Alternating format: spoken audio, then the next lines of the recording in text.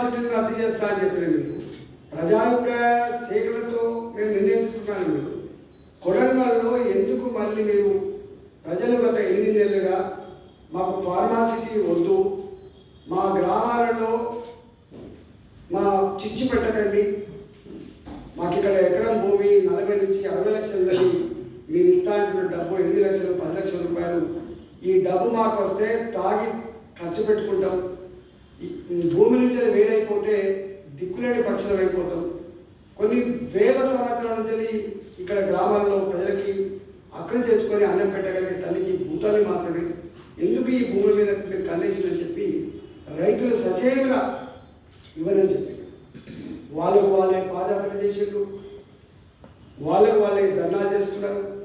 కనపడ్డ వాళ్ళందరికీ దరఖాస్తు ఇచ్చి కాలు మొక్కిలు దండం పెట్టింది. చివరికి ఇంత జరిగినా కూడా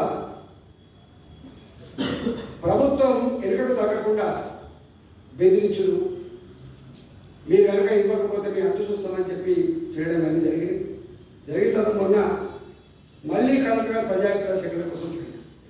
అంటే ఇంత జరిగిన తర్వాత కూడా పోకూడదు వాస్తవానికి.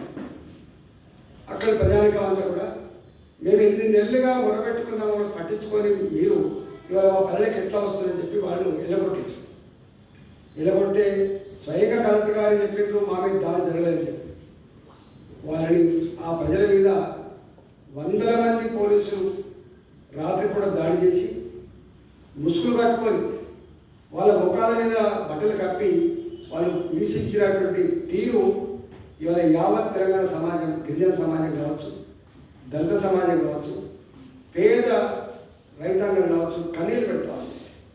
వాళ్ళు అనుకుంటున్నారు ఈ లగిచెర్ల చుట్టుపక్కల 4 ఊళ్ళకు సంబంధించిన సమస్య అనుకుంటున్నారు.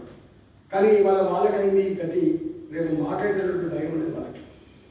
ఇప్పటికే పోలేపల్లిలో భూములు కోల్పోయినటువంటి రైతులకి ఇవాళ ఈయన చెప్పినట్టు వాళ్ళు చెప్పినప్పుడు ఉద్యోగాలను కూడా మీకే ఇస్తామని, ఏ ఉద్యోగాలు, కప్పులు కడిగే ఉద్యోగాలు, టాయిలెట్ కడిగే ఉద్యోగాలు, లిఫ్ట్ బాయ్లుగా ఉండేవాళ్ళు, అంట్లు తోమేవాళ్ళు, అటెండర్ నౌకరు తప్ప ఏ నౌకరు కూడా లేదు వాళ్ళకి.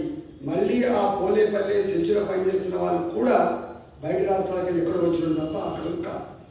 వీళ్ళు అన్న మాట ఏంటంటే, అయ్యా మేము ఇయ్యమని చెప్పిన తర్వాత కూడా ఎందుకు మమ్మల్ని ఇంత హింస పెడుతున్నారు, ఎందుకు పదే వస్తున్నారని చెప్తే ఇవాళ ఆ 8 నెలల పాటు ఉద్యమం నడిపినటువంటి వాళ్ళందరూ కూడా ఐడెంటిఫై చేసి జైల్లో వాళ్ళు పోలీసులు తీసుకుపోయి 3rd డిగ్రీ ప్రయోగించారు.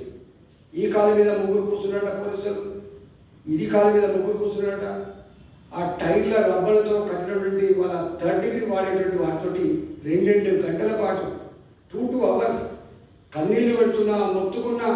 అంటే వాళ్ళ భూములు బలవంతంగా గుంజుకోవద్దని, మా భూములు మాకు కావాలని చెప్పి అడిగినందుకు వీళ్ళే నక్సలైట్లు కాదు, పరాయి భూములను జెండాలు బాతలే, వీళ్ళు ఇతర భూములు కావాలని అడగలే, వాళ్ళ భూముల కోసం ఇవాళ ఆ హింసించిన తీరు ఉండిన జైలు పోతే వాళ్ళు కన్నీరు మున్నీరైన పద్ధతి చూస్తుంటే నిజంగా రేవంత్ రెడ్డి ఇంత సాడిస్ట్ లాగా వ్యవహరిస్తుందో అర్థమవుతాం.